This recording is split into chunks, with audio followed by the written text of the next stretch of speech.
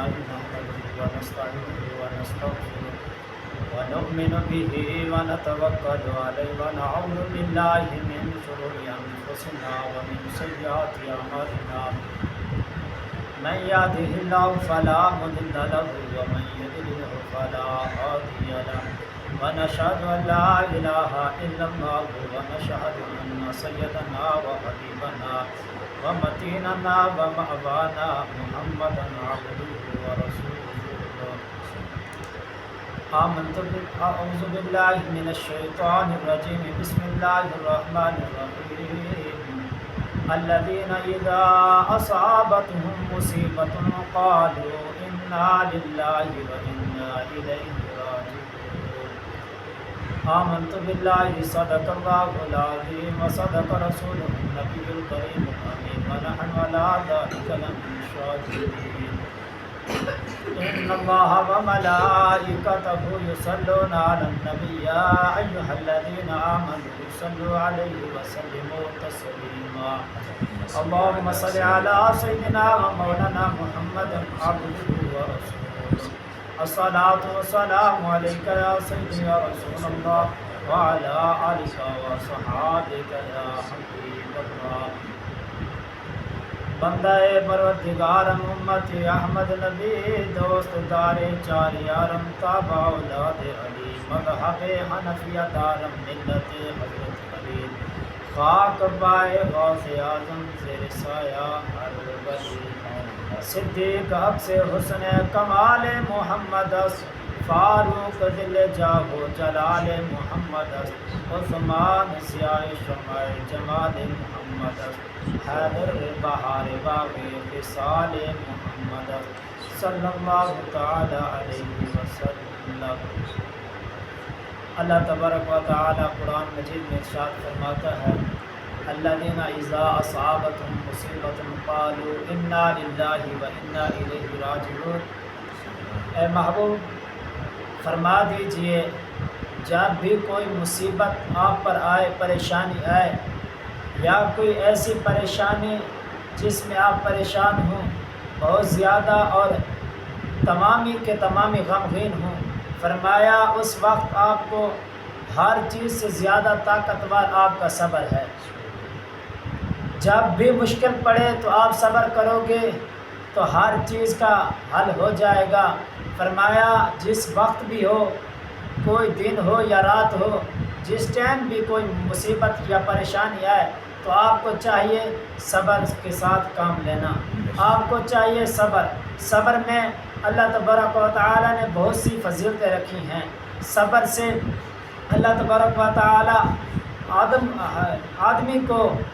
انجام تک پہنچا دیتا ہے، اس کے مقصد تک پہنچا دیتا ہے۔ جب بھی کوئی پریشان یا مصیبت میں گرفتار ہوتا ہے تو رب العالمین فرماتا ہے میں جو بھی اسے پریشانی دیتا ہوں، جو بھی مصیبت دیتا ہوں، اس میں کوئی نہ کوئی اچھی بات ضرور ہوتی ہے۔ اللہ تبارک و تعالی حضور علیہ السلام کی امت کے لیے کسی وقت یا کسی ٹائم برا نہیں سوچتا۔ رب تعالی حضور علیہ السلام کے امت کے بارے میں 70 ماؤں سے بھی زیادہ پیار کرتا ہے۔ تو محبوب علیہ السلام کی نواسے کربلا میں جب پہنچے تو امام علی مقام امام حسین رضی اللہ تعالی عنہ کے پاس صرف ہی صبر تھا جو آپ نے دنیا کو بتا دیا۔ تو اعلیٰ حضرت عظیم و برکت امام اہل سنت مجدد الفسانی الشاہ امام محمد رضا خان فاضل بریلی فرماتے ہیں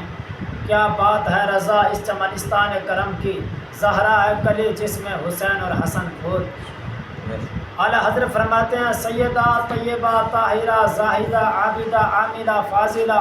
حضرت فاطمہ الزہرا رضی اللہ تعالی عنہا وہ عظیم ہستیاں ہیں، وہ کلی ہیں جس میں 2 پھول نکلے ہیں۔ وہ پھول کون سے ہیں؟ ایک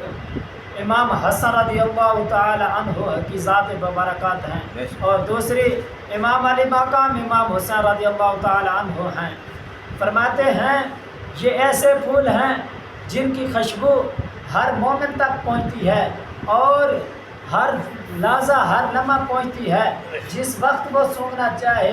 جس وقت اس کو خوشبو کی ضرورت ہو اسے مل جائے گی، اور تا قیامت تک یہ پھول کی خوشبو کھلی رہے گی۔ اللہ تعالی ہم کو بھی چاہیے، اللہ تعالی ہمیں بھی توفیق دے حضور علیہ الصلوۃ والسلام کے نواسیوں کی خوشبو سونگھنے کی۔ اللہ تعالی ہمیں بھی توفیق یہ دے محبوب علیہ الصلوۃ والسلام کے نواسیوں جیسا کام دین کا کرنے کی۔ تو حضور علیہ الصلوۃ والسلام کی حدیث پاک ہے، من کسر سواد قوم فهو منهم۔ اگر کسی شخص نے ایسے مجمع جا کر بیٹھا جہاں اصحاب رسول علیہ الصلوۃ والسلام کو تبرہ کیا جا رہا ہے، جہاں حضرت امام علی مقام کی گستاخیاں کی جا رہی ہیں، جہاں حضور علیہ الصلوۃ والسلام کے اہل بیت کے بارے بغض کیا جا رہا ہے، فرمایا جس نے بھی جا کر ادھر بیٹھا، جس نے بھی جا کر اس مجمع کو بڑھایا، وہ انہی میں سے شمار ہوگا، کل قیامت والے دن اسی درے میں شامل ہوگا، اسی کے ساتھ اٹھے گا۔ وہ بے شک کہتا رہے میں ایک لمحے کے لیے گیا تھا، وہ بے شک کہتا رہے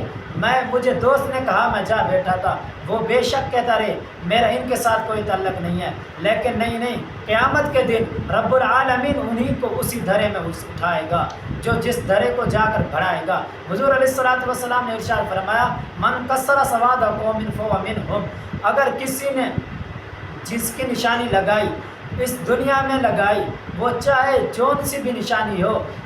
جس طرح کی بھی ہو، وہ کہتا رہے میں نے تو ویسے علم لگایا، وہ کہتا رہے میں نے تو ویسے ایک دن کے لیے لگایا، فرمایا ہرگز نہیں۔ جہاں حضور علیہ الصلوۃ والسلام کے اصحاب کو گالیاں دی جا رہی ہیں، جہاں حضور علیہ الصلوۃ والسلام کے اہل بیت کو گالیاں دی جا رہی ہیں، فرمایا وہ اسی مجمع میں شامل ہوگا۔ حضور علیہ الصلوۃ والسلام نے فرمایا اس کا سونے کے پہاڑ اتنا نقصان ہوتا ہے، اگر وہ سونے کا پہاڑ دے نا اسے تو وہ اس کا نقصان کم نہیں ہوگا، اس کا یہ نقصان ختم نہیں ہوگا سونے کے پہاڑ کے دینے سے بھی، فرمایا اتنا نقصان ہوتا ہے۔ آج ہمیں بھی چاہیے جس کو امام علی مقام سے محبت ہے، وہ محبت کرنا چاہتا ہے، وہ محبت سچی کرنا چاہتا ہے، وہ شمار ہو اہل سنت جماعت میں، وہ شمار ہو اہل سنت عقیدے میں، اسے معلوم ہو جائے گا امام علی مقام کی محبت کیا ہے۔ اگر جس کو سیدھا راستہ جنت کا چاہتا ہے وہ شمار ہو اہل سنت کے داخل میں، وہ عقیدہ اہل سنت میں آئے گا، اسے معلوم ہوگا۔ اور جس کو محبوب علیہ الصلوۃ والسلام کے دو شہزادوں سے محبت ہے، اور محبوب علیہ الصلوۃ والسلام کے دو شہزادوں کے ساتھ اور بھی آپ کے بھائی ہیں امام علی مقام کے، جس کا نام ہے حضرت عباس بن علی، اور جس کا نام ہے ابو بکر بن علی، اور جس کا نام ہے عمر بن علی، اور جس کا نام ہے عثمان بن علی، یہ آپ کے بھائی ہیں امام حسین کے۔ جب کربلا کا میدان تھا تو آپ کے ساتھ تھے، یہ بھی ادھر شہید ہوئے۔ امام علی مقام کو آج لوگ تو جانتے ہیں لیکن آپ کے بھائیوں کو نہیں، غازی عباس کو جانتے ہیں لیکن ابو بکر بن علی کو نہیں۔ لوگوں کو چاہیے، حضور علیہ الصلوۃ والسلام کی بھی امت کو چاہیے، جو بھی امام علی مقام کا تذکرہ کرے، جتنے بھی کربلا میں شہید ہوئے تمام کا ذکر کرے، تمام کا ذکر خیر منائے۔ امام علی مقام نے یہ سبق دیا ہے، حضور علیہ الصلوۃ والسلام کے دین کی بات کرو، امام علی مقام کا ہم نے سبق پہنچا ہے، حضور علیہ الصلوۃ والسلام کی ناموس رسالت پہ پہرا دو، امام علی مقام کا ہمیں سبق معلوم ہوا ہے۔ یہ نہ کہ پٹنے سے، یہ نہ کہ اپنے رونے سے، یہ نہ کہ اپنے آپ کو مارنے سے، فرمایا نہیں یزید ظالم تھا اس لیے میں بہر آیا ہوں، یزید بے غیرت تھا، یزید ظلم کر رہا تھا مظلوموں پر اس لیے میں آیا ہوں، یزید میرے نانے کا دین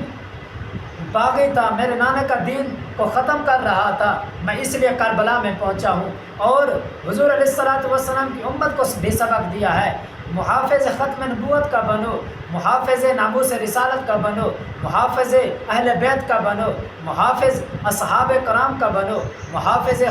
قرآن پاک کے بنو۔ یہ نہ کہ آپ اپنے تماشوں میں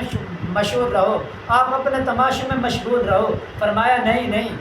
میرے نانے کا دین یہ ہے، نماز قائم کرو۔ امام علی مقام نے کربلا میں بھی جا کر کوئی نماز قضا نہیں کی، امام علی مقام نے کربلا میں جا کر بھی اپنے نانے جان کی کوئی سنت نہیں چھوڑی، امام علی مقام نے کوئی بھی سنت کے خلاف کام نہیں کیا۔ امام علی مقام کا یہ رتبہ ہے۔ اگر آج بھی امام علی مقام کی سیرت کو اپنا لے کوئی، اگر آج بھی امام علی مقام کی سنت کو کوئی اپنا لے، تو رب تعالیٰ